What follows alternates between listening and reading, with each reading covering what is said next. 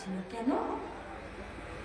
বাইকওয়ালা বিনা হেলমেটে সেলুনে ঢুকলে 1000 টাকার কে দিতে পারো, আর লোকে যখন ঘর বাড়ি জ্বালিয়ে দিচ্ছে তখন ইঁদুরের গর্ত খুঁজছো তোমরা, গর্ত খুঁজছো ইঁদুরে।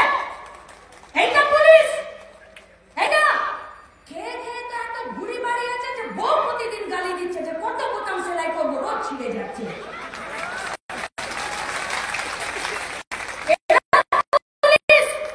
এরা নিরাপত্তা দেবে আমাদেরকে? এরা 4 ঘন্টা ধরে ফোন করেছে পুলিশকে, 4 ঘন্টা ধরে পুলিশ যায়নি, দাঙ্গাতে দিয়েছে, যায়নি পুলিশ, দোকান পুড়ে শেষ হতে দিয়েছে, যায়নি পুলিশ, বাচ্চাটাকে কোপ মেরে মেরে একদম ভালো ভালো করে কেটে ফেলে মেরে রেখে দিয়েছে, যায়নি পুলিশ। अरे अगर ये बाई महाराज का सरकार होता, यदि পশ্চিমবঙ্গের বিধানসভাতে লাল झंडा ज्योति बसु बुद्धदेव भट्टाचार्य থাকতো না, तो किसाई का लाल का हिम्मत नहीं होता कि धर्म के नाम पर हमारे गांवे हमारे पाड़ाते কেউ এসে আগুন লাগিয়ে দেশ স্বাধীন হয়েছিল। তখন তো এক দেশ ছিল, একটাই তো ধর্ম ছিল না, 6টা ধর্ম, মূল ধর্ম, যা 4টা এই দেশের মাটিতে তৈরি হয়েছে, প্রচারিত হয়েছে, 6000-এর বেশি এখানে জাতি, 1400-টার বেশি এখানে ভাষা, উপভাষা। ক্যালেন্ডারে দেখে নিন 29টা এমন দিন আছে যে ধর্মীয় কারণে ছুটি দেয়। ছিল না তো 47 সালে আমাদের দেশ এরকম ছিল না। কেন করে দিচ্ছে এরকম দেশ?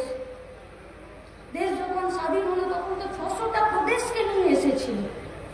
বললো তোমার জাতি, তোমার ভাষা, তোমার সংস্কৃতি, তোমার খাওয়া দাওয়া, তোমার পরম, তোমার প্রত্যেক দিনে তুমি যা সামাজিক অনুষ্ঠান করো সে সবকে রক্ষা করবো, লেখা আছে দেশের সংবিধানে। সংবিধানের দ্বারা নির্বাচিত একটি সরকার সবার প্রথমে এসে সরকার সংবিধানকেই দুর্বল করতে চাইলো আর নিজের দেশকেই আঘাত করতে চাইলো। নাম বিজেপি, নাম বিজেপি। পশ্চিমবঙ্গে কি ভাব বলুন তো এদের? কি মনে হয় খুব ঝগড়া শুভেন্দু আর মমতাতে? কি মনে হয় নাকি আপনাদের শুভেন্দু আর মমতাতে খুব ঝগড়া মনে হয়? আরে দুজনে যদি একসঙ্গে ঢেকুর তোলে না, তো দুজনেরই ঢেকুরে চাকরি বিক্রির টাকার গন্ধ বের।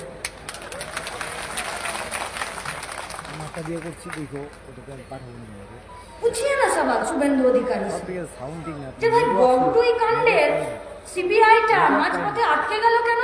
তুমি তো এখন মমতার হাত ছেড়ে মোদির হাত ধরেছো। মনে করুন আমি এতদিন ধরে কারোর সাথে ঘর করেছি, তো তার কি ত্রুটি বিচ্যুতি সব থেকে তো বেশি আমি জানবো। তাহলে তো মোদির হাতে আজকে সব থেকে বড় মমতার বিরুদ্ধে তার যদি সব থেকে বড় ফিল্টার কেউ হয় তাহলে তো শুভেন্দু, তাই তো? সব জানে, সব জানে, একসাথে করেছে। আচ্ছা আমি বলছি কি, রাজ্যের মুখ্যমন্ত্রী বলেছে তো যে বাপ বেটা মিলে ছুটি পড়া পুলিশ পাঠিয়েছিল। বলছে বাপ বেটাকে, বলছে নাম বলবো না। কেন? বলছে না নাম বলবো না। নাম বলে দিন নন্দীগ্রামে, বলছে নাম বলবো না। গায়ে তো আমরা জানি যে ভাইয়ের বউরা বরের দাদার নাম ধরে না, মানে বুয়া সিং ভাসুরের নাম ধরে না। শিশির অধিকারী, শুভেন্দু অধিকারীর সঙ্গে তোমার কি সম্পর্ক যে তুমি ওদের নাম নিচ্ছ না? কেন নিচ্ছ না নাম? জিজ্ঞেস করুন না শুভেন্দু অধিকারীকে, সুকান্ত মজুমদারকে, বিজেপির নেতা মন্ত্রীদেরকে। पूछिए सवाल। और कौन नाम बोल सकते थे? मुकुल राय আর উত্তর দিনাজপুরে রায়গঞ্জের কৃষ্ণ কল্যাণী। কি করে নাম বলবো আমি নিজেই জানি না। ওরা তৃণমূল বিজেপিতে আছে কিনা আমাকে ছেড়ে দিন, ওরা নিজেরাই বলতে পারবে না যে আজ তৃণমূলে আছে না বিজেপিতে আছে। মেলা বসে আপনাদের এখানে, মেলা, মেলার মাঠ আছে না? মেলা বসে তো। পাড়ার দোকানে কাপ প্লেট কিনতে গেলে বলে না 6 মাসের গ্যারেন্টি আছে, একটু দামি জিনিস কিনতে গেলে। আর মেলাতে যদি কিনতে যান সেখানে গ্যারেন্টি পান না তো। কিন্তু দেখবেন মেলাতেও যদি এখন একটু লাভলা একটু ওইসবের কাপের কোনো ব্র্যান্ড আসে তো তারাও বলে যে দিদি আমার এই কার্ডটা, ফোন নাম্বারটা রাখুন, যদি কাপে কোনো ডিস্টার্ব হয় ফোন করবেন, আমাদের কোম্পানি মেলাতে এসছি কিন্তু ওয়ারেন্টি দেবো। তৃণমূল বিজেপি এদের যারা এমএলএ এমপিরা আছে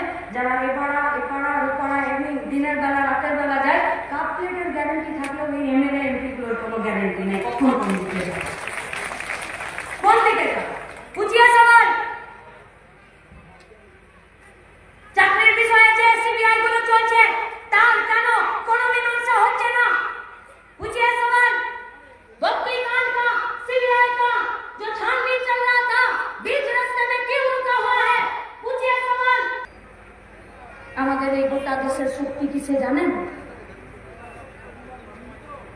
আমাদের অনেক ভাষা, অনেক ধর্ম, অনেক জাতি, অনেক উপজাতি, আর তার মধ্যে ঐক্যটাই হলো আমাদের সব থেকে বড় শক্তি। আর ওরা আমাদেরকে বলছে যে এত ভাষা, এত জাতি, এত ধর্ম, এইটাই তোমাদের সব থেকে বড় বিপদ, এটাই তোমাদের বিপদ। আসলে ওটা আমাদের বিপদ না, ওইটা ওদের নিজেদের সরকারের টিকে থাকাতে বিপদ, তাই ওরা ওটাকে বিপদ বলে আমাদের কাছে চালাতে চাইছে। এবার আমাদেরকে ঠিক করতে হবে যে ঠাকুর মশাইয়ের গল্পের মতন করবো কিনা। ঠাকুর মশাই পুজো করে এসেছিলেন, কাঁধে একটা ছাগল নিয়ে যাচ্ছিলেন, আর তিনটে চোর মিলে ঠিক করলো আর বললো ঠাকুর মশাইয়ের ছাগলকে আজ আমি হাত করবো। গল্পটা জানেন তো? প্রথম চোর বললো ঠাকুর মশাই কি নিয়ে যাচ্ছেন? বললো কেন ছাগল? বলছে ভুল হচ্ছে, আপনার কাঁধে কুকুর আছে। তারপর ঠাকুর মশাই কুকুর নিয়ে কোথায় যাচ্ছেন? বললো কুকুর নাই বা ছাগল। বললো ভালো করে দেখুন। তারপরে একজন বলছে ছি ছি ছি, ঠাকুর মশাই আপনি পুজো করেন, এত বড় বিদ্যার মানুষ, একটা কুকুরকে নিয়ে ঘুরে বেড়াচ্ছেন। বলছে তিনটে লোককে ভুল বলবে গো, তার মানে নিশ্চয়ই আমি ছাগল নয় কুকুর নিয়ে যাচ্ছি। কিছু দূর গিয়ে ছাগলটাকে কুকুর বলে নামিয়ে দিল, আর চোরগুলো ছাগলটাকে বিক্রি করে নিজেদের ক্ষতি করল। ওরা প্রত্যেক দিন মিথ্যে প্রচার করে, প্রত্যেক দিন কোটি টাকা খরচা করছে ফেসবুকে, হোয়াটসঅ্যাপে, ফেক অ্যাকাউন্টে। গোটা বিশ্বের মধ্যে ভারতবর্ষ গুজব এবং ফেক খবর রটানোতে এক নম্বরে আছে। প্রত্যেকটা দিন, প্রত্যেকটা মুহূর্তে এই ভারতবর্ষে যা ঝামেলা হয়, যা নিজেদের মধ্যে মারামারি হয়, ফেক খবরের উপরে দাঁড়িয়ে। তাই আমরা যুবরা, যারা দেশের মেরুদণ্ড, জাতির মেরুদণ্ড, ভবিষ্যতের প্রজন্ম, ছাত্ররা, আমরা আপনাদেরকে বলছি ঠাকুর মশাই হতে যাবেন, पहले इस्तेमाल करे फिर विश्वास करे। আমি আপনাদেরকে কয়েকটা নাম বলবো, আমাকে এই নামগুলো একটু শুনে বলুন তো। আচ্ছা, দেউচড়াইয়ের নাম শুনেছেন? কোচবিহারে নাকরাজান, পেটলা আদাবাড়ি শুনেছেন? ওখরাবাড়ি, শালবাড়ি, আঙ্গুজাটা, পাড়ডুবি, পুটিমারি, ফুলেশ্বরী, চিলকিরহাট, অশোকাবাড়ি, পাখিহাগা শুনেছেন? এগুলো কিসের নাম গো? হ্যাঁ, এগুলো সব গ্রাম পঞ্চায়েতের প্রাইমারি হেলথ সেন্টারের নাম। এই কোচবিহারে সব কটা হেলথ সেন্টারের যে অন্তর বিভাগগুলো আছে সেই বিভাগগুলো বন্ধ, ওষুধ পাওয়া যায় না। আউটডোরে যে ডাক্তার দেখে সেখানে ডাক্তার নেই, ফার্মাসিস্টরা ডাক্তার দেখে। কোথাও কোথাও তো গেটের তালাই খুলে না। প্রত্যেক দিন এই কোচবিহারের 40,000 মানুষ প্রাথমিক স্বাস্থ্য না পেয়ে কলকাতার দিকে রওনা হয় বিভিন্ন ট্রেনগুলোতে। গেলে এলে বোঝা যায় সাধারণ মানুষ কম, রোগী বেশি। কারা যেতে পারে? যাদের পকেটে ট্রেনের টিকিটের কাটার মতন পয়সা থাকে তারা। যারা কলকাতার দিকে স্বাস্থ্য পরিষেবা নিতে পারে, শিলিগুড়ি যেতে পারে, জলপাইগুড়ি যেতে পারে তারা। তাহলে এতগুলো নামের হেলথ সেন্টার কোচবিহারে যেগুলো প্রতিদিন ঢুকছে, সেই কোচবিহারের হেলথ সেন্টারগুলো নিয়ে আমাদের বিডিও, আমাদের সভাপতি, আমাদের সভাধিপতি, আমাদের বিএম, আমাদের এসপি, এদের ভূমিকা কোথায়? আমাদের পুলিশ, এদের ভূমিকা কোথায়? খেতে পাবে না, শিক্ষা পাবে না, আবাস যোজনার ঘর লুট হবে, 100 দিনের কাজ থাকবে না, আর যদি রোগ হয় তো তারও ট্রিটমেন্ট হবে না। আর এরা বলবে যে আমরা প্রশাসনিক মিটিং করছি, এরা বলবে যে আমরা এই ভারতবর্ষের বিশ্বগুরু বিজেপি, এরা বলবে যে আমরা পশ্চিমবঙ্গকে, ভারতবর্ষকে 1 নম্বর জায়গায় নিয়ে যেতে চাইছি। এরা আমরা ডিওয়াইএফআইয়ের এই 20তম জেলা সম্মেলন থেকে আমরা এই কথাগুলোই আপনাদেরকে বলতে চাইছি। আমাদের স্কুলগুলোর শূন্যপদ, টিচাররা বিকাশ ভবনের বাইরে দাঁড়িয়ে আছে, মার খাচ্ছে প্রত্যেকটা দিন। সরকার ঘুষ না নিলে কেউ ঘুষ দিতে যেত না। আমি পরীক্ষা দিতে পারিনি, সাদা খাতা জমা দিয়েছি, তুমি আমাকে ফেল করিয়ে দিতে পারতে। তুমি পাস করিয়েছো বলেই তো দুর্নীতি হলো।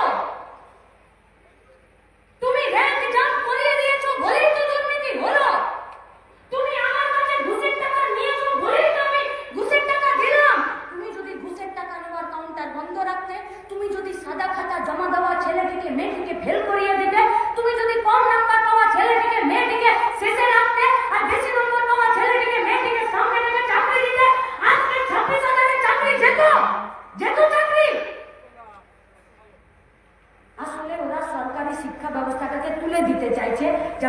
সরকারি স্বাস্থ্য প্রাইমারি হেলথ সেন্টারগুলোকে তুলে দিতে চায়।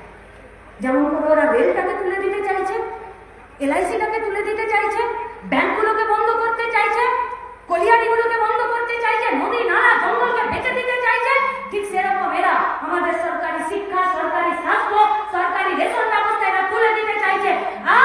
आम लोगों के पास, हम लोगों का सवाल है, किसके पास रहेंगे आप लोग? তৃণমূল বিজেপির দিকে নাকি এই মঞ্চে যারা কেস খেয়ে, মার খেয়ে, জেল খেটে, পিঠে অসংখ্য পুলিশের লাঠির দাগ নিয়ে প্রত্যেকটা দিন সাদা ঝান্ডাটাকে নামতে দেয়নি, ভেতর ঘরেও যা কথা বলে বাইরের ঘরেও একই কথা বলছে। আমাদের হাতির দাঁত নয়, দেখানোর জন্য এক আর খাবার জন্য এক। আমাদের কথা এক, আমাদের লড়াই এক, আর সেই লড়াইয়ের একটাই মাত্র দিক হলো, যেটা হলো সবার জন্য কাজ, সবার জন্য শিক্ষা। আমি আমার কথাকে শেষ করতে চাইছি। যারা এখানে এসেছেন আমাদের এই সভা থেকে আমরা বলছি, আমাদের কাছে এখন মূল যেটা আমাদের সম্পদ, দেশকে এক রাখার সাহস। আর তৃণমূল বিজেপি এরা কিছু নিজেদের বলছিল, কমরেড অনন্ত রায়, যে 2 পয়সা 5 পয়সা সব ফুটো মস্তান।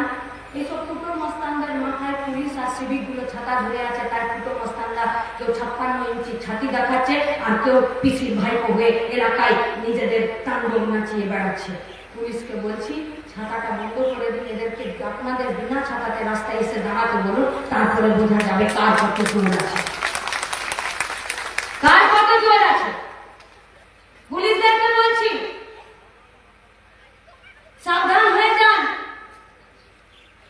এই সরকার বেশি দিন টিকবে না, আর সরকার যদি না টেকে, আপনার দুর্নীতি আর মানুষকে হয়রান করার সব ব্ল্যাক লিস্টের তালিকা আমাদের কাছেও আছে।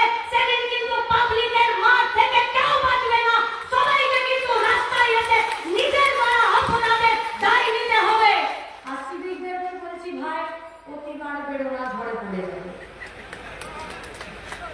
তোমার না আছে পার্মানেন্ট চাকরি, না তোমার চাকরির কোনো নিয়োগপত্র ঠিকঠাক, না তোমার বেতন, না তোমার পেনশন।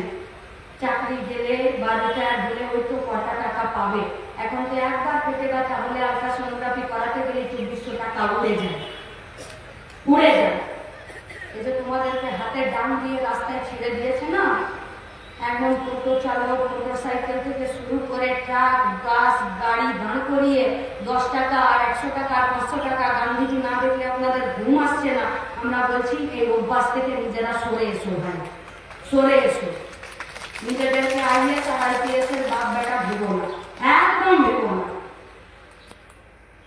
দিদিমণি কিন্তু বিপদে পড়লে একটা সিভিককে বলির পাঠা করে দিচ্ছে, সেটা আমিষ হোক আর আর্জি করবো। তোমাকে কিন্তু দিদিমণি ভালোবাসে না, বলির পাঠা হিসাবে কাঁঠাল পাতা তোমাকে খাওয়াচ্ছে। তাই সাধারণ মানুষের কাছে আমাদের আবেদন, কাজের দাবিতে, শিক্ষার দাবিতে লড়াই, গোটা দুনিয়া জুড়ে এই সমাজ বদলের লড়াই, সমাজতন্ত্র গঠনের লড়াই, দেশকে এক রাখার লড়াই, ভারতবর্ষের নামে শুধুমাত্র দেশকে নয় দেশের মানুষকে বাঁচিয়ে রাখার লড়াই। আর সেই লড়াই আমরা জিতবো তখনই যখন আমরা এক থাকবো। মঞ্চের উপর থেকে মঞ্চের নিচে আমাদের সাহসী, সংগ্রামী এবং লড়াকু